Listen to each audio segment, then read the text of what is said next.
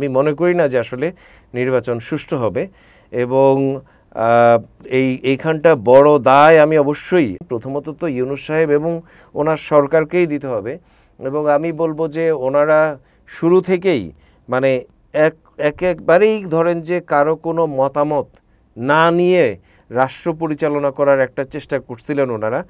একটা এনজিও আর একটা রাষ্ট্র কিন্তু অনেক ভিন্ন জিনিস। মানে ইভেন তারা যদি পার্টি পলিটিক্সের সঙ্গেও কোনো না কোনো সময় যদি যুক্ত থাকতেন তাও হয়তো আমার ধারণা এত মিজারেবলি তারা ফেল করতেন না। নির্বাচন সুষ্ঠু হবে বলে কি মনে করেন?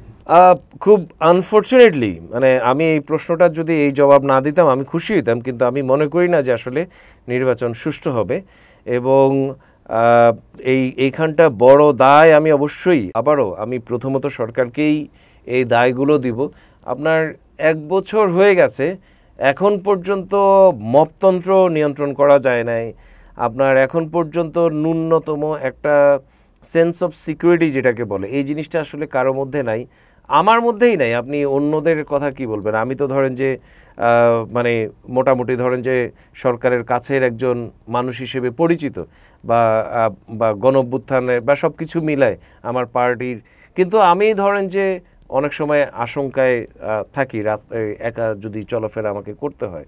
তো আমি যদি আশঙ্কায় থাকি আপনি অন্যদের কথা আসলে কি বলবেন? এবং আমি নিশ্চিত যে আমার মানে সহকর্মীরা কিংবা ধরেন যে সরকারেরও যারা আরও ক্ষমতাশালী যাদের অনেক বেশি পরিচিতি তারাও আসলে সেন্স অফ ইনসিকিউরিটিতে খুব ভালোভাবেই ভুগছে বলেই আমার কাছে মনে হয়। সো এইখানে আপনি যদি দোষ দেন, আপনি যদি দায় দেন, প্রথমত তো ইউনূস সাহেব এবং ওনার সরকারকেই দিতে হবে এবং আমি বলবো যে ওনারা শুরু থেকেই মানে একবারেই ধরেন যে কারো কোনো মতামত না নিয়ে রাষ্ট্র পরিচালনা করার একটা চেষ্টা করছিলেন ওনারা। কারো কোনো মতামত বলতে আমি বলছি যে আসলে যারা এক্সপার্ট, যারা এই জিনিসগুলো নিয়ে অনেক দিন ধরে ভাবে, চিন্তা করে, বলতে পারে, করতে পারে।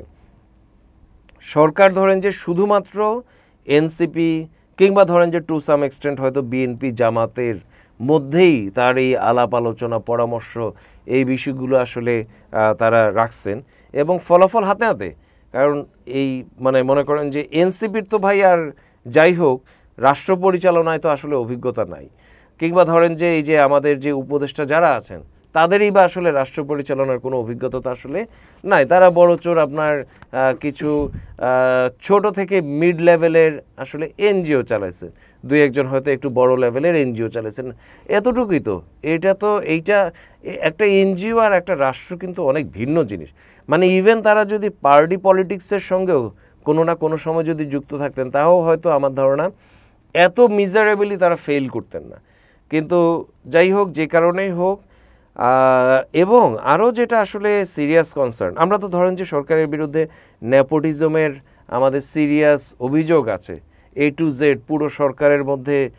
ধরেন যে ইভেন এবারের যে এডিপি, এইটার আমি যতটুকু শুনলাম, আমার কাছে এখন তথ্যটা নাই, সোর্সটা নাই, আমি শুনলাম যে এবারের এডিপির নাকি 50% হচ্ছে আপনার চিটাগাংয়ের জন্য। ভাই কেন?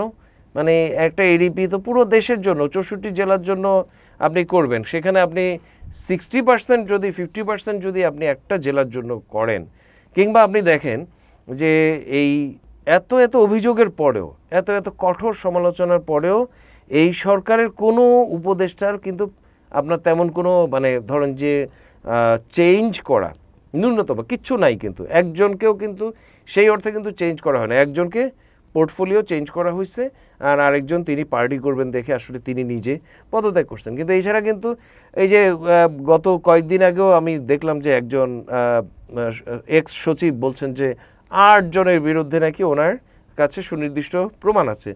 আমি খুব বেশি অবাক হইনি এবং আমি মনে করছি না যে এটা হইতে পারে যে একেবারে পলিটিক্যাল একটা বক্তব্য, যেহেতু উনি একটা পলিটিক্যাল পার্টির সঙ্গে যুক্ত, হইতে পারে। কিন্তু আমি কিন্তু এই ইনফরমেশনটা যদি পুরোপুরি সত্য হয় এবং এটা যদি আরও বেশি খারাপ হয় সত্যি সিনারিওটা, আমি কিন্তু কিছু মাত্র আসলে অবাক হব না।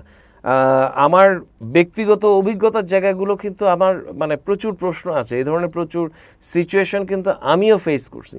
সো আমার কাছে মনে হয় যে সরকারের যে সিরিয়াস যে ব্যর্থতার জায়গাটা ন্যূনতম রাষ্ট্র পরিচালনা করা, যার ফলাফল হচ্ছে যে এখানে ন্যূনতম সেন্স অফ সিকিউরিটি কারোর মধ্যে ডেভেলপ করে নাই, কোনো মেকানিজম আসলে তৈরি হয় নাই। সেনাবাহিনী দিয়ে আপনি আসলে নির্বাচন করবেন, এটা আসলে হবে না। আপনার মানে সবার মধ্যে যেই আস্থার যে জায়গাটা, পরিবেশ পরিস্থিতি নিরাপত্তা সব কিছু নিয়ে, এবং নির্বাচন তো একটা বিশাল একটা যজ্ঞও বটে। সো আমাদের এখানে নির্বাচনের অনেকগুলো তো কনসার্নও ঐতিহাসিকভাবে আছে, যে নির্বাচনের ধরেন যে আঞ্চলিক বিভিন্ন ইস্যু তৈরি হয় নির্বাচনকে কেন্দ্র করে। সো অনেকগুলো ইস্যু আসলে আছে, এবং আমার কাছে কোনো অবস্থাতেই আমি কিছুমাত্র আসলে কনফিডেন্স এখন পর্যন্ত পাচ্ছি না। কিন্তু আমি মনে করি না যে এখনও সব শেষ, এইটা আমি একেবারেই মনে করি না। ফেব্রুয়ারির মধ্যে আমাদের আসলে ইলেকশনটা হয়ে যাওয়া দরকার, এবং ফেব্রুয়ারির মধ্যে ইলেকশনটা ন্যূনতম আপনার যাতে আসলে আন্তর্জাতিকভাবে অ্যাকসেপ্ট করার মতো একটা নির্বাচন হয়, দেশের জনগণ যাতে একটা আস্থা রাখতে পারে যে হ্যাঁ আমরা যে ভোটটা দিছি সেটাই আসলে আমরা আমাদের ভোটটা দিতে পারছি, এবং সেটাই আসলে রেজাল্টটা আসলে সেই রকমই আসছে। এই 2 জায়গায় 3 জায়গায় আনা এখনও সম্ভব, কিন্তু এটার জন্য আসলে সরকারকে অনেক অনেক কাজ করতে হবে, অনেক দূর যাইতে হবে।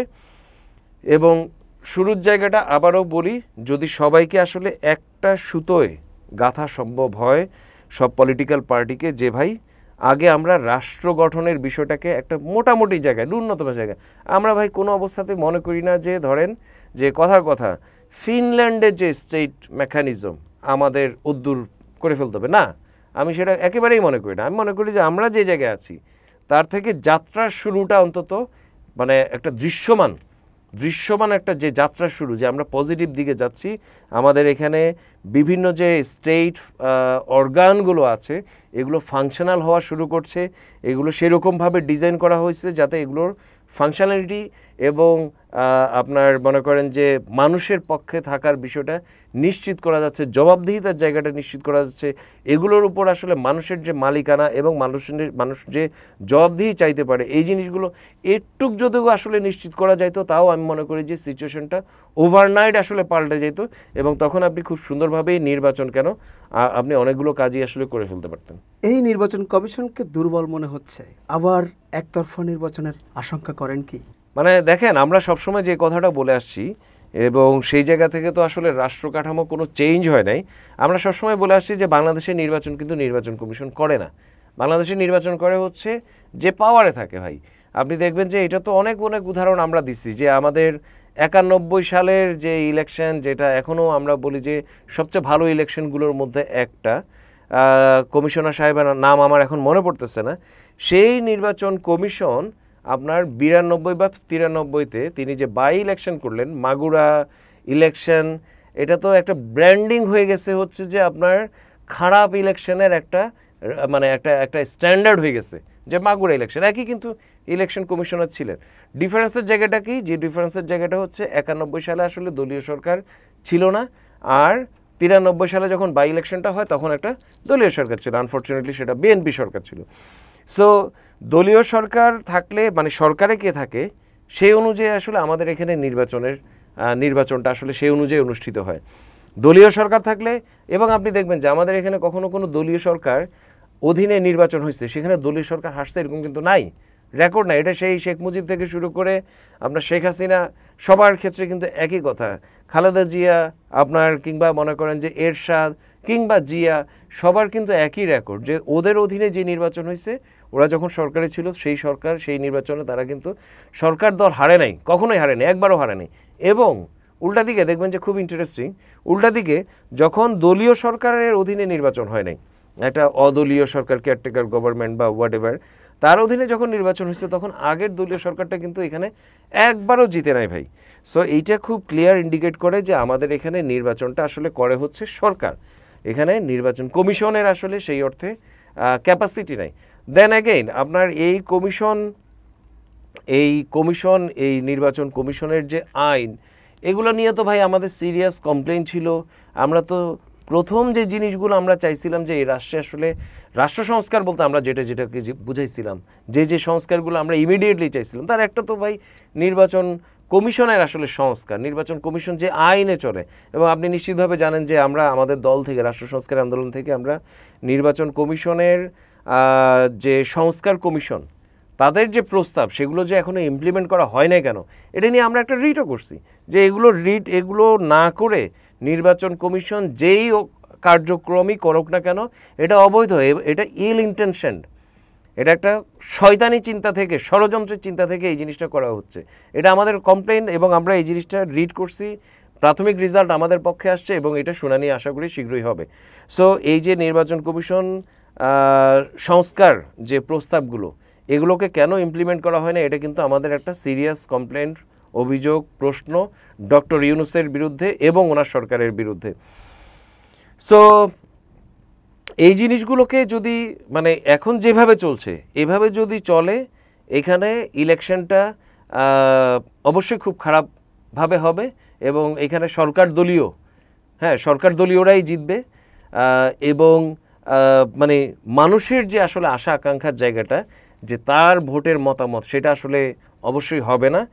আর যদি ইলেকশন কমিশনের এখনও সময় আছে যে সংস্কার কমিশনের যে প্রস্তাবগুলো সেগুলো যদি আসলে ইমপ্লিমেন্ট করা হয়, তাহলে আমি মোটামুটি কনফিডেন্ট যে আগের মতো সরকারের দ্বারা ইলেকশন ইনফ্লুয়েসড হবে না, এবং সেইখানে একটা খুব সম্ভাবনা আছে যে বাংলাদেশের জনগণ আসলে যাকে ম্যান্ডেট দিবে সেই জিতবে।